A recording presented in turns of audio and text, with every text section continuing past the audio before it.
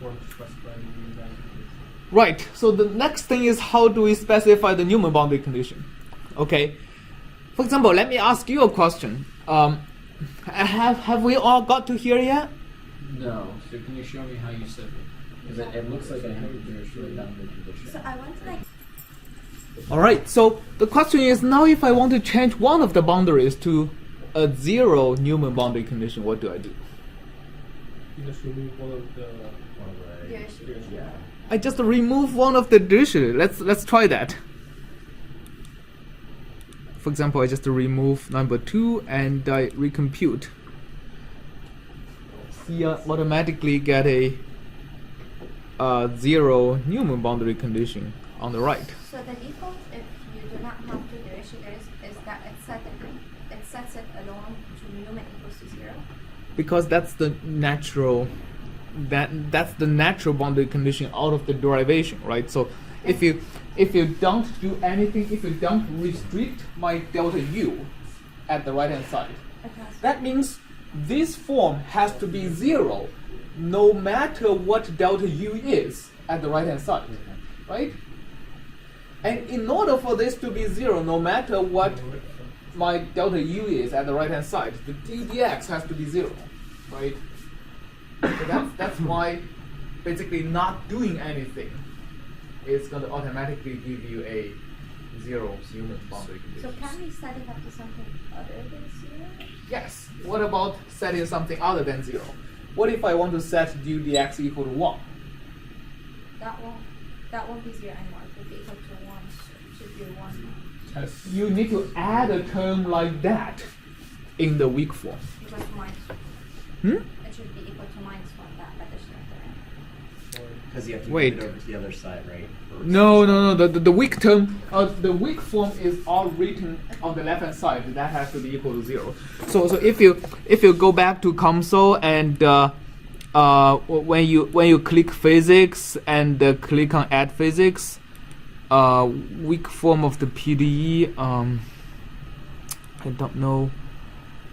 Right. Okay. So if you click on the weak form and click on equation, it's this. It's the integral of the weak form over the domain equal to 0. So all the weak form are on the left hand side. So basically you shouldn't put a minus sign over here. So it's you are adding a delta u at 1 here. So to do that, you right click on the weak form again and over the boundary conditions, you add a flux / source.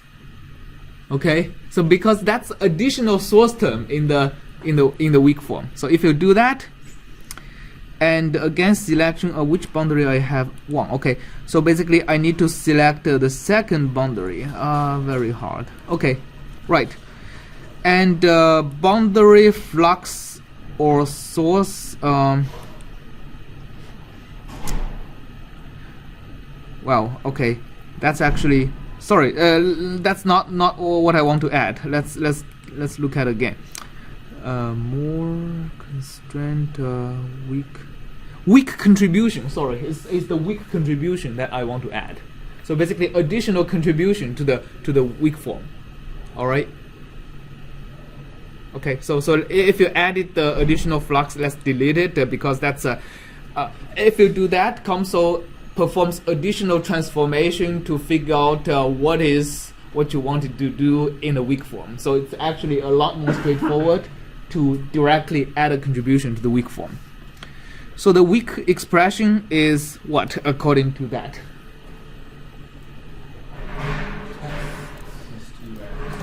Test u, right?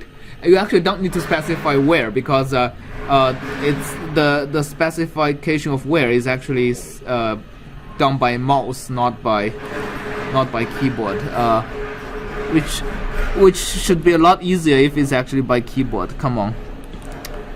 Can you maybe try to highlight? Okay, no, got it. Can I try what? If you like try to drag a box around it, does it work? No, it doesn't work. Maybe. I don't know. Like there could be better ways to do it though. Like select box or something maybe. Oh yeah, that's a better way to do it. Okay, so I added a test U onto the right hand side. Now let me go to study and compute again. You see now my solution at the right hand side would have a derivative of around 1, right? Yeah, it's like almost a straight line. It's quadratic, right? So if it's a straight line, the top of this wouldn't be 1.5, would Well, be yeah, 1. I mean, the scales aren't even. It's like log. Oh, it's not really log. Never mind, big log. Yeah, it's just the aspect ratio is not exactly equal to 1, right? Okay.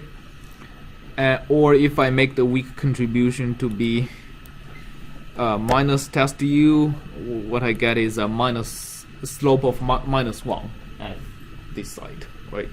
Which is a lot easier to see. All right. So that's setting boundary conditions for the Poisson's problem.